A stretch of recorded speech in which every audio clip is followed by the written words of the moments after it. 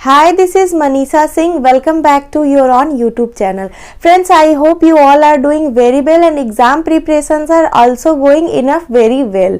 So आज लेकर आई हूँ आप सभी के लिए एक और जबरदस्त गवर्नमेंट जॉब की अपडेट जो कि डायरेक्ट निकल के आ रही है बिहार पुलिस के तरफ से एएसआई फॉर स्टेनो पोस्ट की न्यू वैकेंसी 2024 के रिगार्डिंग।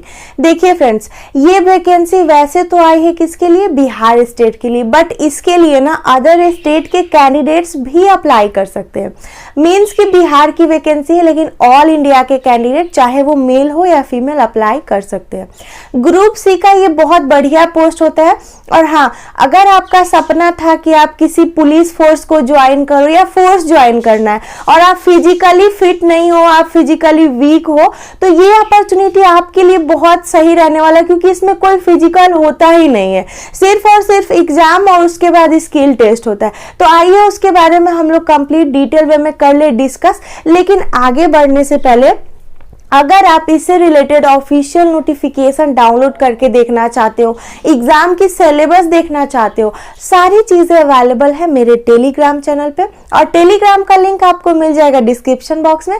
तो जाइए जाके वहां पर भी फॉलो कर लीजिए, ठीक है। तो हम लोग बात कर रहे हैं बिहार पुलिस एएसआई स्टेनो की न्यू वैकेंसी के ऊपर। ये वैकेंसी कंडक्ट करता है बीपीएसएससी यानी बिहार पुलिस सब ऑर्डिनेट सर्विस कमीशन। पोस्ट की बात करें ना तो एएसआई स्टेनो की पोस्ट रहेगी, मींस कि स्टेनो असिस्टेंट सब इंस्पेक्टर, मतलब कि आप एएसआई की पोस्ट से ज्वाइन करते हो, बाद में इसमें अच्छा खासा प्रमोशन भी होता है, तो सब इंस्पेक्टर भी आप आगे बन सकते हो। सिर्फ और सिर्फ 12th पास अगर आप हो तो इसमें आपको आगे जाके दरोगा बनने का मौका मिलेगा। आगे उसके ऊपर चर्चा करेंगे। लेकिन अगर बात करें टोटल नंबर ऑफ सीट्स की ना, 305 यानी 305 आपका पोस्ट रहने वाला है। कैटेगरी वाइज बात करें तो जनरल के लिए 121 रहेगा, ईडब्ल्यूएस के लिए 31 रहेगा, ईबीसी के लिए 59, ओबीसी के लिए 37, बीसी कैंडिडेट फीमेल्स के लिए 14 सीट है, एससी के लिए 37 और एसटी के लिए 6। So this is overall category wise seat distribution. Total number of seats है 305 यानी 305। अब इसके लिए जो अप्लाई करने का डेट है ना, स्टार्टिंग डेट है आपका 17 दिसंबर, यानी कि ये फॉर्म ऑलरेडी ऑनलाइन होना स्टार्ट हो चुका है। और लास्ट डेट जो रहने वाला है ना इसके लिए 17 जनवरी रहने वाला है। मीन्स कि 17 दिसंबर से 17 जनवरी तक आपका ये फॉर्म अप्लाई होगा। तो अगर आप इंटरेस्टेड हो, एलिजिबल हो, आपको 17 जनवरी तक बिल्कुल इंतजार नहीं करना है। बाद में बहुत ज्यादा सर्वर इशू हो जाता है, तो जल्द से जल्द आप फॉर्म को अप्लाई कर दे तो ज्यादा अच्छा रहेगा।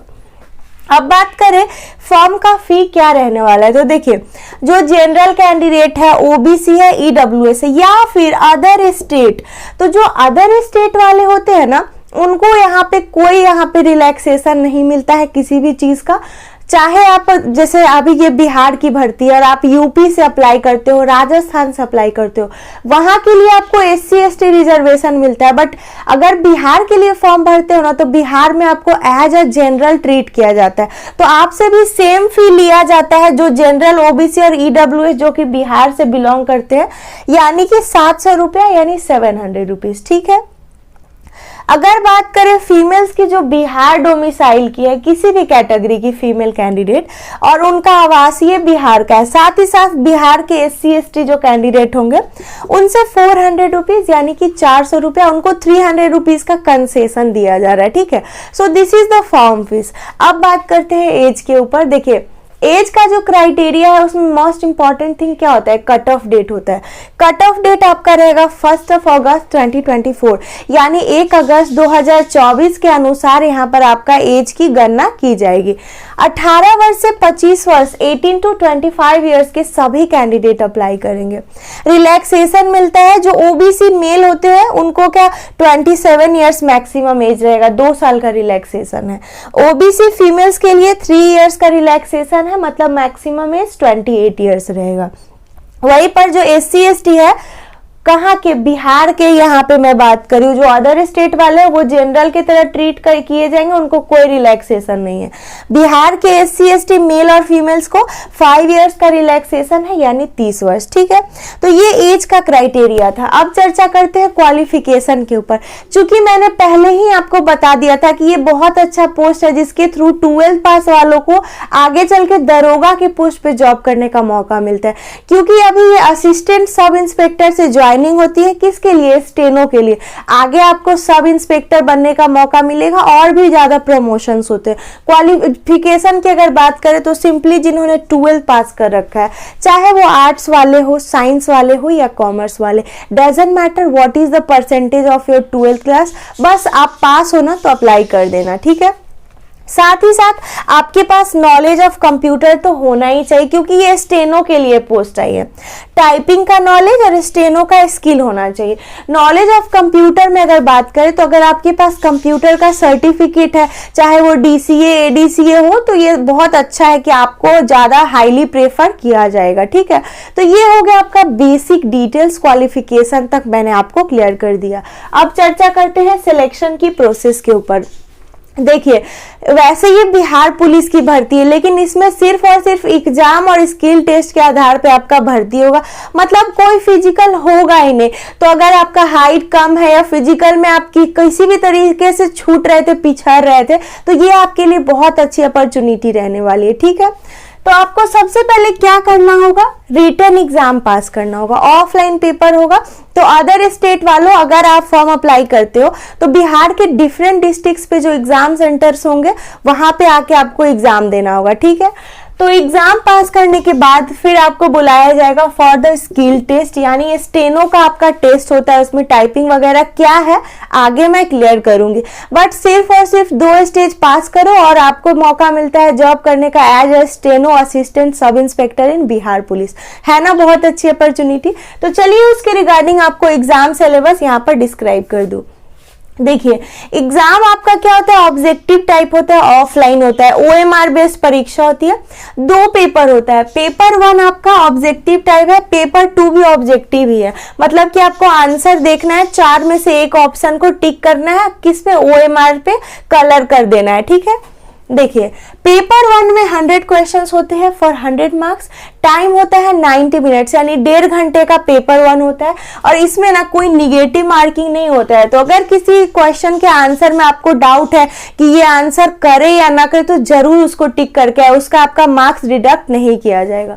सब्जेक्ट की बात करें तो general knowledge, current affairs and general science को ही कंबाइन करके 100 क्वेश्चन फॉर 100 मार्क्स होंगे। तो ये पेपर 1 है। पेपर 1 के मतलब सेम ही डे दोनों आपका पेपर होता है। पेपर 1 के बाद एक हल्का सा ब्रेक मिलता है, उसके बाद आपका पेपर 2 होता है। ये भी ऑब्जेक्टिव है for 100 question which is for 200 marks. पर क्वेश्चन 2 मार्क मिल रहा है। टाइम आपका 2 आवर्स यानी 2 घंटे का है। And there will be negative marking for paper 2, so be aware. मतलब इसमें गलती करोगे ना तो जो सही आंसर किया है उसका आपका 0.2 मार्क्स ना डिडक्ट कर लिया जाएगा। तो सोच समझ के आंसर को टिक करें। जिसमें जरा सा भी डाउट है ना कि ये होगा या नहीं, उसको तो आपको छूना ही नहीं है, तो बिल्कुल आंसर नहीं करना है। ठीक है, सब्जेक्ट वाइज बात करें, जनरल हिंदी और इंग्लिश। मतलब कि अगर आपका हिंदी स्ट्रांग है तो आप हिंदी में आंसर करो, इंग्लिश ज्यादा स्ट्रांग है तो इंग्लिश में आप आंसर करना। क्वेश्चन दोनों ही रहेगा, जनरल हिंदी या इंग्लिश दोनों में से एक subject, including typing skills and short hand. मतलब टाइपिंग स्किल और शॉर्ट हैंड से रिलेटेड भी इस पोर्शन में आपको क्वेश्चन पूछे जाएंगे। सो ये आपका पेपर 2 रहेगा। तो जब आप टोटल ये पेपर 1 + 2 एक ही एग्जाम रहेगा आपका, उसको जब आप क्वालिफाई कर जाओगे, उसमें आप अच्छा स्कोर करोगे, तब आपको बुलाया जाएगा for the skill test.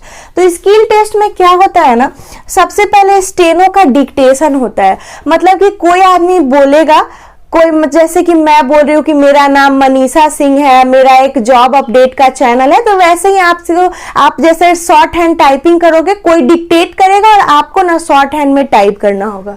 For 5 minutes at the rate 80 words पर मिनट, मतलब 80 वर्ड पर मिनट की स्पीड से 5 मिनट आपको डिक्टेशन का टाइमिंग रहता है। 10% मिस्टेक अलाउ रहता है।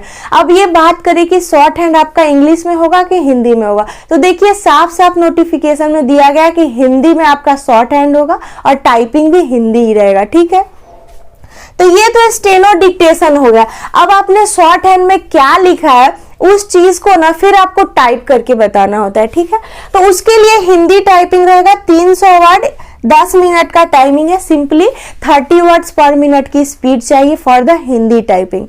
तो ये तो मैंने आपको सिलेक्शन की प्रोसेस पूरी डिटेल में बता दी है। बट अभी आप सोच रहे होंगे कि आपका जो सिलेक्शन होगा या फिर मेरिट लिस्ट तैयार होगा वो किसके आधार पे होगा, एग्जाम के बेसिस पे या फिर आपका स्किल टेस्ट के बेसिस पे। तो देखिए मैं यहाँ पे आपको क्लियरली बता दूं कि दोनों में से किसी एक चीज में अच्छा स्कोर करना काफी नहीं रहेगा, दोनों के बेसिस पे मेरिट लिस्ट तैयार होगा। फिर अगर उसमें आपका नाम आएगा ना तब आपको बुलाया जाएगा, सिंपली आपका डॉक्यूमेंट्स वेरिफिकेशन होगा, उसके बाद आपकी ऑन जॉब ट्रेनिंग स्टार्ट हो जाएगी। तो उसके ड्यूरेशन में सैलरी स्टार्ट हो जाती है। शुरुआती दौर में आपको सैलरी मिलता है 29,200 रुपीज, यानी 30,000 से शुरुआत होता है और ये बस नोटिफिकेशन में बताया गया। आप जैसे ही ज्वाइन करते हो ना 35 से 40,000 के बीच में आपको सैलरी मिलती है, बाद में बढ़ते बढ़ते 92,300, मतलब कि देखिए आपका 1 से 1.5 लाख बढ़ते बढ़ते बाद में सैलरी हो ही जाता है। ये सारा कंप्लीट डिटेल्स मैंने आपको बताया बिहार पुलिस की स्टेनो एसआई न्यू वैकेंसी के रिगार्डिंग। आई होप कि सारे पॉइंट्स आपको क्लियर हो गए होंगे। अब भी कहीं पर कुछ डाउट है या कंफ्यूजन है तो विदाउट हेजिटेशन ना कमेंट करके अपने क्वेरी को सॉल्व कर ले। अदरवाइज वीडियो अच्छी लगी हो, यूजफुल लगी हो तो एक लाइक करना और फ्रेंड्स के साथ भी शेयर कर देना। साथ ही साथ मेरे चैनल को सब्सक्राइब करके नोटिफिकेशन बेल आप ऑल पे सेट करके जाना, ताकि सारी न्यू जॉब की अपडेट ना सबसे पहले आप तक पहुंच सके। तो मिलूंगी फिर से किसी गवर्नमेंट जॉब के अपडेट के साथ। Till then stay tuned, bye bye, take care.